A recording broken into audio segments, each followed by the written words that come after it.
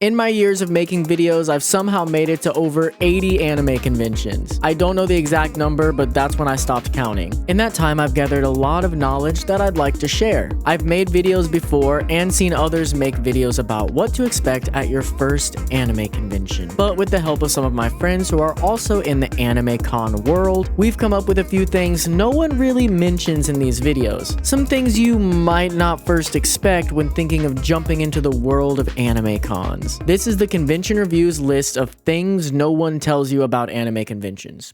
Until now. Number 1, you can cosplay anything you want from any type of media, or even make up your own character and cosplay that, or not cosplay at all. This will seem obvious to people who've been going to cons for a while, but I still get asked in my comments daily if it's okay to cosplay at an anime con as someone that's not from anime. And the answer is a resounding yes. No one's gonna look at you weird or ask why you're not cosplaying from anime. To be honest, anime conventions aren't really solely focused on anime anyway. They often have guests or events related at the very least to video games, if not going further into TV shows, comics, movies, and other forms of media. So cosplay whatever you want. No one will bat an eye. Oh, also, you don't need to cosplay at all if you don't want to. It isn't required. I pretty much never cosplay and no one cares. Number 2, people stink. I'm just being real here. For whatever reason, there are so many people at anime cons who just stink. Just be ready for this, but also do your best to not add to the issue. I'm not here to point fingers or ridicule people who have some sort of real issue where they truly just can't do anything about their odor, but that isn't even close to the majority of people who stink at anime cons. So many people either don't believe in showers or deodorant or both. Just please try to shower before coming down to the con. And if you start to get a little funky from walking around a lot, hey, no shame in a midday shower. In fact, I'd highly encourage it. You may think you don't stink, but you're probably just nose blind to your own smell. Just always assume you stink and go take extra showers while at the con. Artist Alley is the actual unique and interesting area to shop. I mean, if it's your first con, then maybe Dealer's Room is more interesting, but after going to con after con, you start to notice that dealer's rooms at different cons are all pretty similar. Figures, wall scrolls, plushies, and 90% of it can be found on Amazon for cheaper. Artist Alley, however, can offer some really nice surprises. I find a lot of the goods in Artist Alley to be a bit more unique. Some of the coolest things I've come across at cons were from Artist Alley. That being said, if you go to a lot of cons in the same area, you'll probably run into the same artists again and again, but in my opinion, there's a higher likelihood of finding something unique, especially if you decide to travel far for a con. Speaking of which, Dealer's Room stuff can often be bought cheaper on Amazon, and a lot of figures are legit crane game prizes. I already mentioned this, but yeah, always check Amazon before buying something in the Dealer's Room. Almost every time I do, I can find the same thing for cheaper. Not 100% of the time, but close to it. On top of that, I've talked to multiple vendors who've openly told me the figures they sell are legit crane game prizes from Japan. Like, they have a friend in Japan who goes and wins them and then ships them over here for them to sell at anime cons. Maybe this doesn't bother you, but for me it feels kinda bad because in Japan you can legit win most of these for less than like $10, but in the US they'll charge you at least $30 at an anime con to buy the same thing. And the reason this sucks is because crane game figures are generally lower quality, as they're expected to be won in a crane game. And after a while, you can even start to be able to tell immediately which figures are from crane games and which aren't. So just keep your eyes open. I'm not saying don't buy them. I know not everyone's going to Japan just to get figures out of crane games, but just be aware of this. And if you are planning a trip to Japan, maybe just wait and buy your figures there.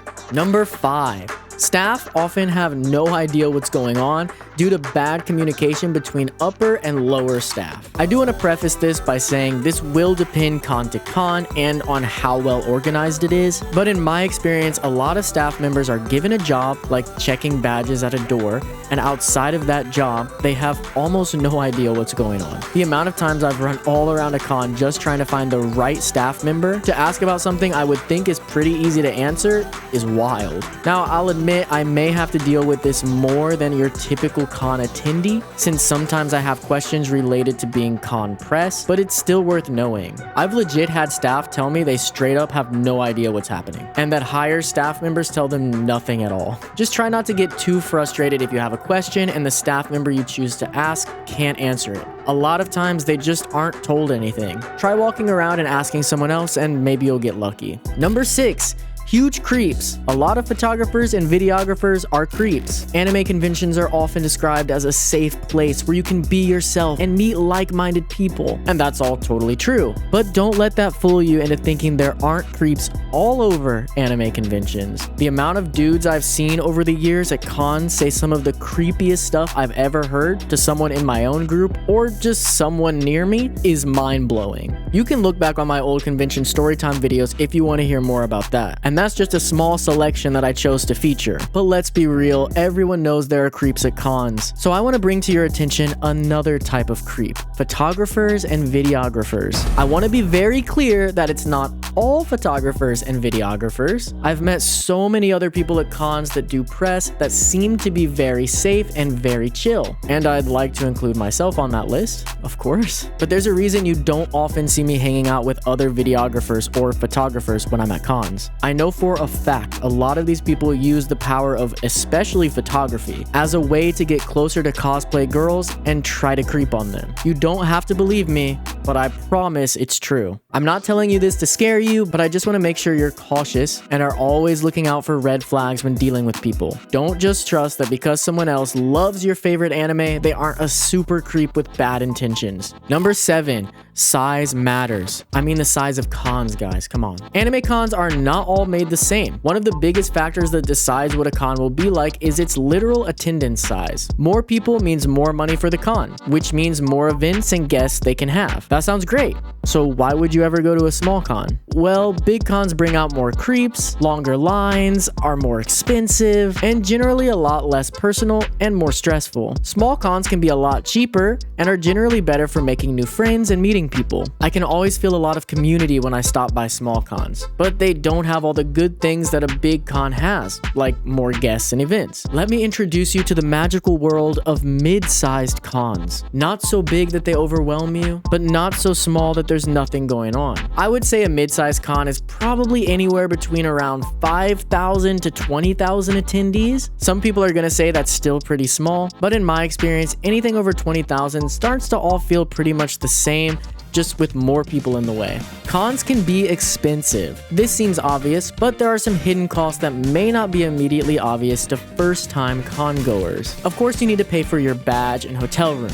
Those are the obvious ones. But if you decide a little late that you're going to go to the con, the badge will cost a bit more compared to buying it earlier. You also need to think about transportation to the con and around the city if you're not staying in the host hotel. Parking. Some hotels have free parking, but a lot of cons take place in downtown areas where you're gonna need to pay for parking. Food, and whether or not you should bring your own food. Some cons have great options for eating and others just don't. I will say I do think it's probably cheaper to bring your own food though, if you're willing to go through the hassle. Convention food can get super expensive. Drinks, if you plan on partying at all or even just some light drinking throughout the weekend, that will also have an impact on your wallet. And of course, anything you buy in the dealer's room or artist alley. If you've gone to a lot of cons, this part probably seems really obvious to you, but I think for someone just getting into cons, it could be easy to overlook some of this stuff when making your budget. Number 9. Nightlife and 18+ activities. Anime cons are a little different than most Comic Cons, as they don't really have a closing time each day. They just continue into the night with more panels and sometimes even concerts and raves to attend at the convention itself. But something I don't hear a lot of people talk about online is how as it turns to night, anime conventions, and especially bigger conventions, become more and more adult. During the daytime, they're totally appropriate for anyone of any age. But as the sun drops, alcohol comes out and outfits become more and more revealing. Along with that, typically every night there are 18+ panels, some of which just show straight up hentai or talk about fetishes or whatever else you can imagine at an 18+ panel. I haven't personally seen it myself, but I've also been told stories of walking in on people just doing cocaine in the bathroom before raves. So yeah, it's a different vibe. All of that being said, I do do personally love nightlife at anime cons. Everyone feels more loose and laid back, and even though the dealer's room is closed, there's still so much interesting stuff to do. Number 10, there's more to do than just shopping and seeing voice actors. Before I went to my first con, I had no idea they have things like maid cafes, manga libraries, escape rooms, raves and concerts, foam fighting and LARPing events, video game rooms, tabletop gaming rooms, karaoke, and honestly so much more. There's just so much random nerd related stuff happening at all times of the day. If you aren't interested in cosplay, shopping, or going to panels, that doesn't mean you have nothing to do at an anime con. It's worth visiting at least once to try some of the other activities and maybe make some friends along the way. That's 10 things I personally think no one tells you about anime conventions. If you have any more, let me know in the comments below and maybe I can do a follow-up to this video. Thank you guys so much for watching and stay nerdy. If you want a kiss, I have to think about it. But I'll probably give you a kiss. He's not gonna give you a kiss.